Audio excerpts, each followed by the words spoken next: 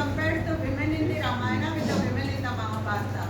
And she says the women in the Ramayana are not so independent because Mahabharata is at a period which is much more developed when you compare to the Ramayana.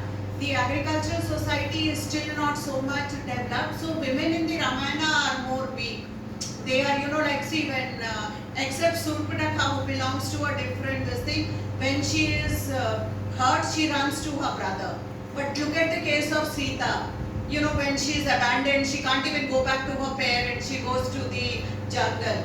In contrast, the women in the Mahabharata are much more stronger. They come across as very strong figures. So she concludes that, as society advances, as civilization advances, the status of women declines. So that's a very interesting article. I would really recommend you to read that. Ma'am, I have a question. If Uma Chakravarti is arguing that, so look at Sita. Sita decides to go with Rama to the jungle. Sita could have stayed back in her home and said, well, like a traditional woman, I'm a weak woman, my husband is leaving. That is one way of looking at it. And as you mentioned, I was mentioned all the way working on gender.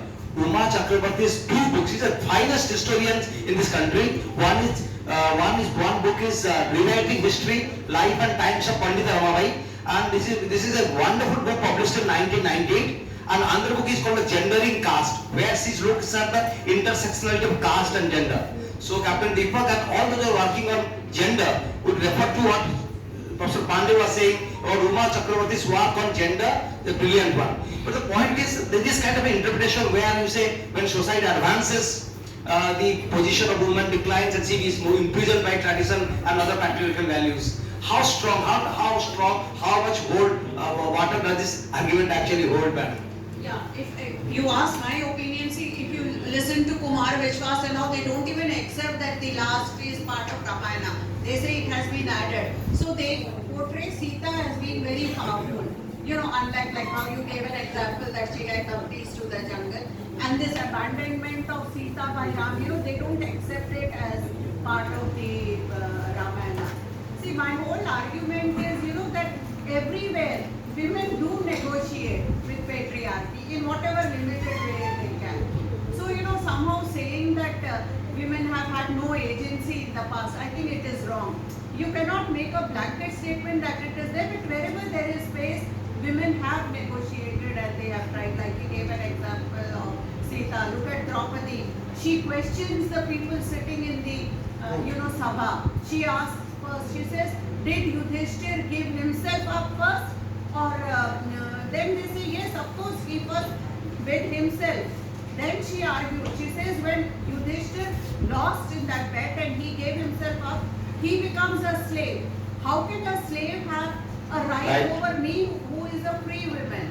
So, and then as a last sign of protest, she leaves her hair open and she says, I will only tie it the day you avenge my defeat. So yes, at spaces, if you look at it throughout history, we cannot have the same narrative that, women were weak, it was always, Sati Savitri or Pati Vrata. Yes, that was also a major discourse, but we did see a lot of agencies in different places. Yeah, there's a beautiful book written by Pratibha Rai, Yagya Sen, which got Gyanpith Award. And there she talks about women's psychology, how one woman handles 5 different men. Ram, Bhima, Arjuna, and then she negotiates again. And she talks about how a male has to be handled. So it's a beautiful book on that. So it's good that Captain Deepak has taken literature to understand history and the discourse. I quoted Dr. Pratibha Rai's. You said that you have used that. Actually, I have one more question. According to Pratibha Rai, once Duryodhana commanded Queen Yagyaseni to appear in the assembly hall as Yudhishthir take his entire property, including slaves, brothers, himself, and even Yagyaseni, his wife. Draupadi is a conscious wife. My point is that Draupadi is a conscious wife. In a steady voice said, Pratikami, go and ask my husband whether he staked himself and lost or me. She asked the question to the Pratikami. That is her courage. That's why I can able to say that according to Pratibha Rai's Draupadi, in her creation, Yagyaseni is not only ready to accept all that tolerance. He also has thoughts. He also a strong voice to raise the questions. how could my husband, when he already lost himself in that, dies? Yeah. Thank you so much. This is the end of, yeah, one more question. Ma'am, Last question. actually, I have one more question.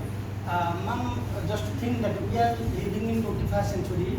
We are looking history in a different way. We are talking about the scientific history, historical, that's objectivity. But then we are also talking about that the existence of a Sita and a Draupadi. These are not related to history. Look at what is the existence of the historical fact when we are talking of the historicity or the truth behind this. Are you thinking that these are the relevant topics to discuss in the historical framework? No, see, again, there is a big discussion if you look at Thucydides, Herodotus and all. We are regarding them as historical facts. Why do we think Ramayana and Mahabharata happened? Absolutely. You know, this is all the creation of a colonial legacy which we have, where they undermined our literature totally, completely. So, you know, we also have grown up thinking these are myths and all. But We sir- give lot of importance to Odyssey, to Herodotus and all, but we think these are not there.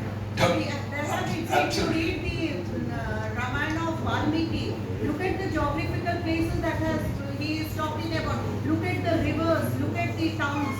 There is so much description that you can really trace a lot of geography. There's a lot of history in those. Yeah. I mean, sometimes I'll argue, I'll answer your question by saying, sometimes Dr. Manoj, myth is more potent than history. Tarini and Hanuman is more important than historical Rama and historical Krishna because they affect me in my day-to-day existence. So the point is that we cannot just say this is history, this is not history. History has to encompass a larger, broader spectrum. And when we talk about Sita, Sita is an important imaginary, important point of reference for our women, for everyone in society, even today, though it happened some thousands years back. So I think history should not be confined to only a historical Gandhi or a historical Nehru. Rather, it should encompass as long as remote past as possible, because we need to break those old Eurocentric traditions and think about a history which is our own, which is related to us, which are rooted in our heritage and existence. I think that is the point. Thank you.